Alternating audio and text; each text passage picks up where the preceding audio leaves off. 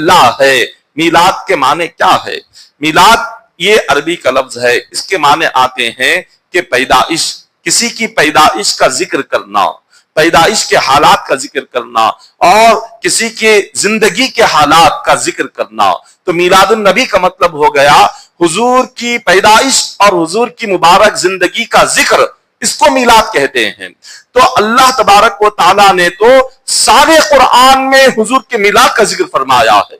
کہیں حضور کے اخلاق کا ذکر آیا، کہیں حضور کی سیرت کا ذکر آیا، کہیں حضور کے کردار کا ذکر آیا، کہیں حضور علیہ الصلوۃ والسلام کے معجزات کا ذکر آیا، کہیں آقا علیہ الصلوۃ والسلام کی مبارک عادتوں کا ذکر آیا، کہیں حضور علیہ الصلوۃ والسلام کی مبارک زندگی کا ذکر آیا، آقا علیہ الصلوۃ والسلام کے چہرے کا ذکر آیا، حضور کے حسن کا ذکر کہیں آیا، حضور کی مبارک زلفوں کا ذکر کہیں آیا۔ خالق کائنات نے اپنے کلام پاک کے کئی سارے مقامات پر اپنے مصطفیٰ کے ذکر کو بیان کیا اور اپنے بندوں کو بیان کیا، بتلایا کہ بندوں میں رب ہو کر جب اپنے نبی کا ذکر کر رہا ہوں تو تم بندے ہو کر میرے مصطفیٰ کا ذکر کیوں نہیں کرتے؟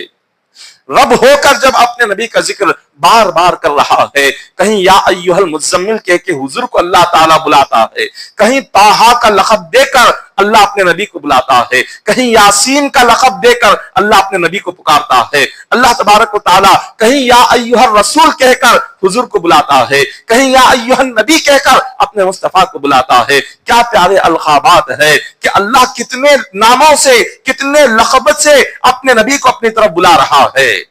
تو یہ پیارے پیارے نام، یہ القابات، اللہ تعالیٰ نے اس کا ذکر قرآن پاک میں فرمایا، تو اللہ نے اس کا ذکر تو کر دیا۔ اب اس کے بعد جب انبیاء دنیا میں آئے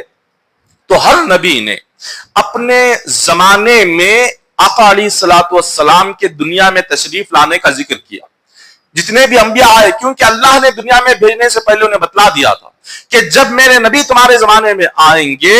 تو تم سب ان کا کلمہ پڑھنا، ان کے دین کی مدد کرنا اور ان کی اتباع کرنا، ان کی پیروی کرنا، ان کی اطاعت کرنا، ہر نبی سے کہہ دیا تھا۔ اب یہاں سوال یہ پیدا ہوتا ہے کہ حضور آنے والے تھے سب سے آخر میں، اللہ تبارک و تعالیٰ حضور کو بھیجنے والا تھا سارے نبیوں میں سب سے آخر میں۔